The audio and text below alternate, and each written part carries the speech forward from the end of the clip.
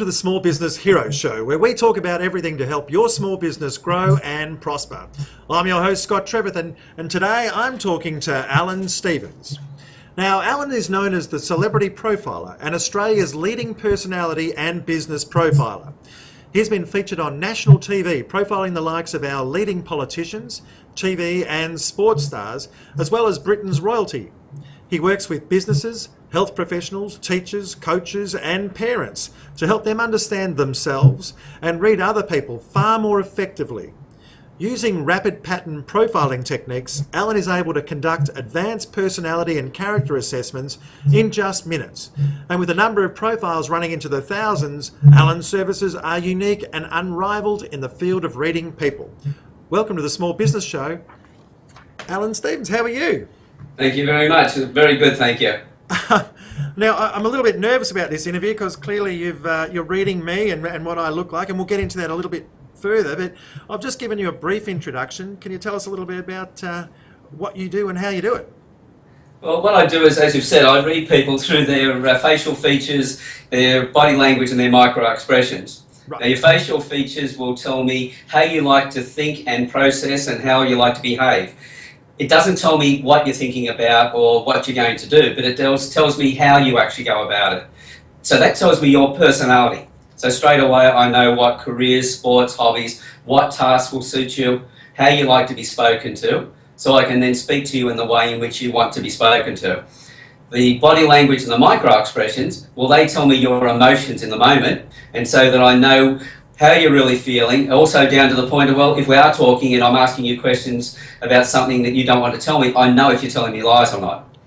And then using NLP, Neuro-Linguistic Programming, it's the way we speak to people. I then use that to confirm everything that I've been reading. So I never assume I've got it. I always test everything that I've done. Wow, so how long does all this take? I mean, how long before you get an accurate read on me? Well, I would start to get that as if we were in the same area as you were walking towards me, I'd pick that up straight away.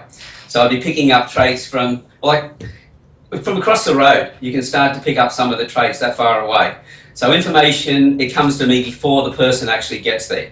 So I'm always looking at whether they're the sort of person who needs to sit down or we can walk around, they're going to be on the move. Then as they come towards me, do they require space before I even greet them? Because how far do I extend my arm out to them to shake their hand? How close do I stand to them? That I see before they've even got there.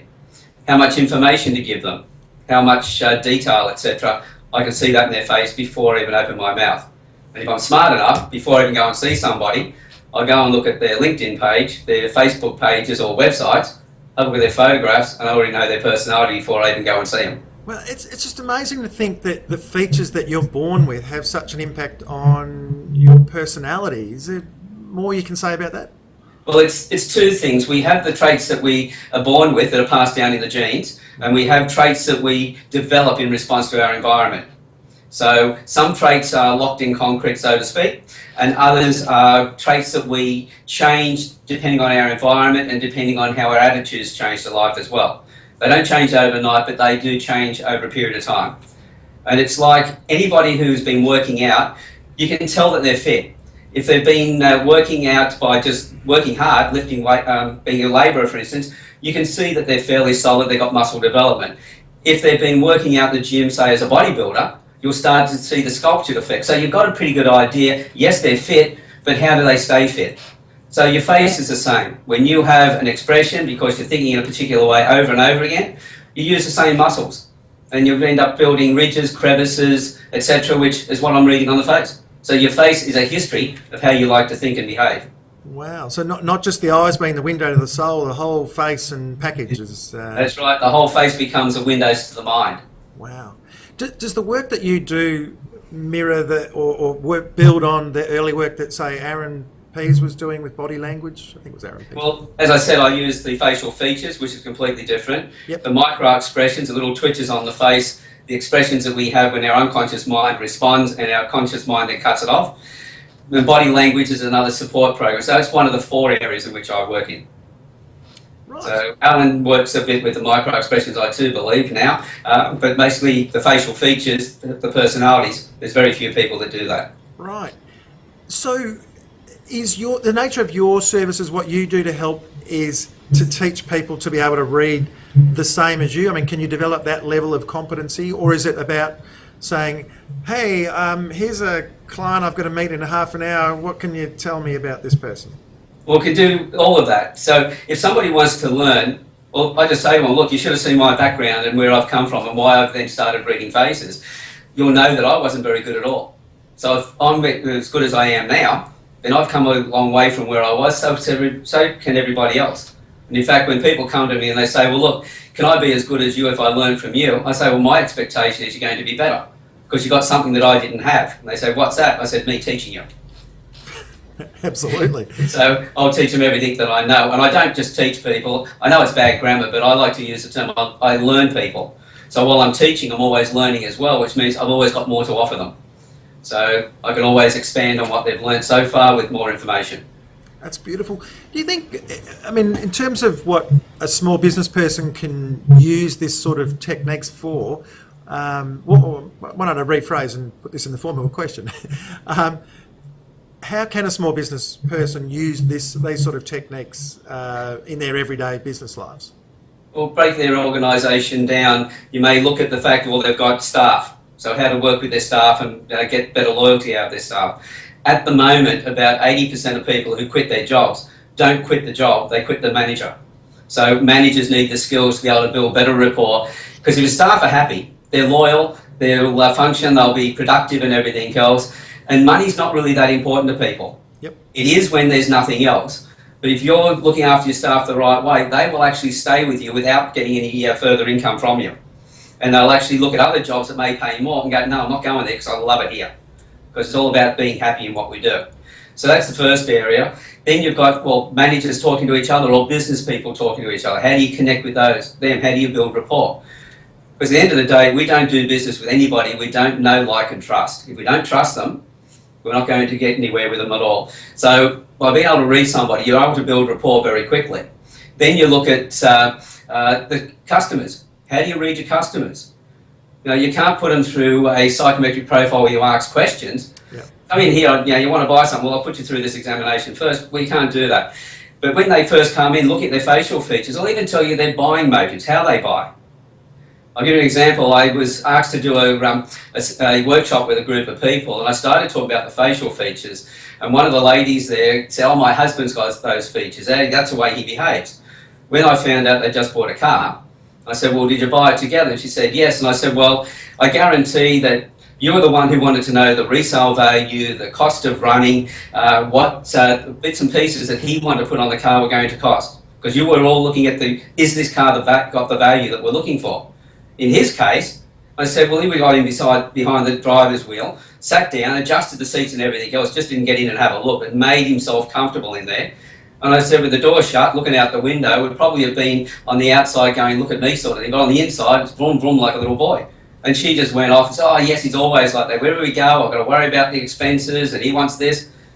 So when a client comes in the door, if you're able to read them and you know how to talk to them as well, you find out how they buy, how quickly they make decisions, etc. You know how to present to them. You know how to actually find out why they're in there in the first place, what they're looking for, and how best to match what you have to their needs. I guess, like everyone else, would be sitting here thinking, well, that'd be just an absolutely wonderful skill to have, and a wonderful asset to any business, whether you're, as you say, whether you're a leader, a manager, or on customer service, or any sort of people focusing role. How long does it take, and before you become proficient at it, or before you can make a real difference to you? Well, some people pick it up really fast. Again, it's down to the person themselves, how much they actually practice it.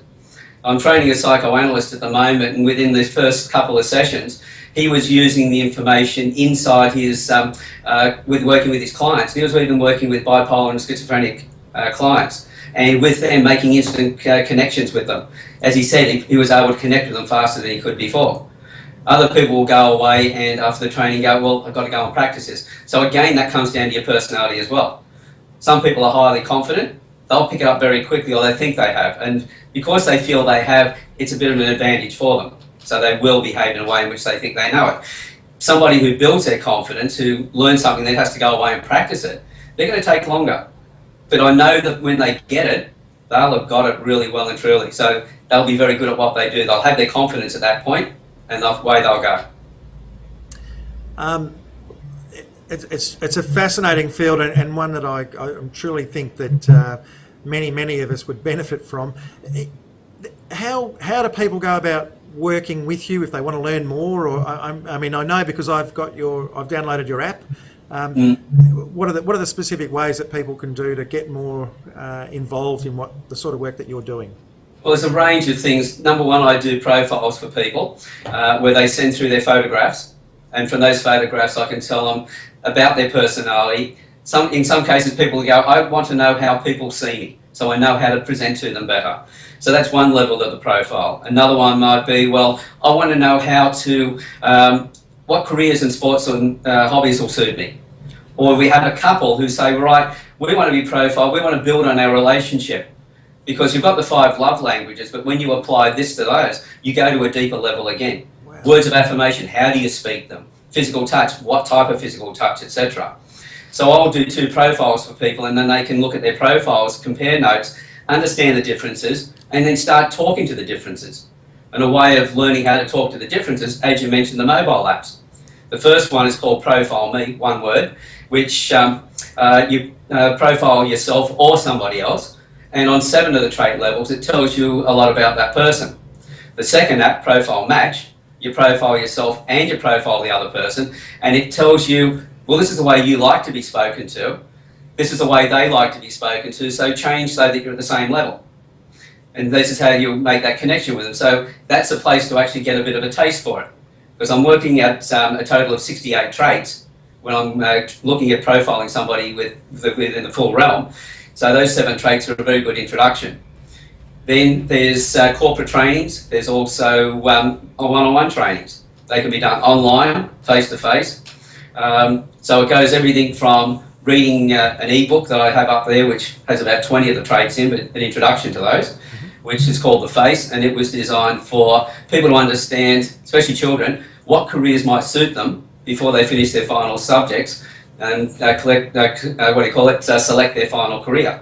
So they can get a career that's more likely to be conducive to their personality. Wow. So there's those ranges. So it's virtually, you have a need, you tell me what your need is, and then I've got the solution for it. It's fantastic. So what's the best place to contact you? I mean, obviously they can go to the App Store to get the apps. Yeah, both Google Play and iTunes for those. Yep. If they want to find the links to those, everything comes back to my website. Right. And in fact, on the home page, you'll find links to the books, or the one book and the 2 apps. If you go to the media page, yes, you'll find about the work I'm doing. But probably the most valuable page for them to have a look at will be the testimonial page.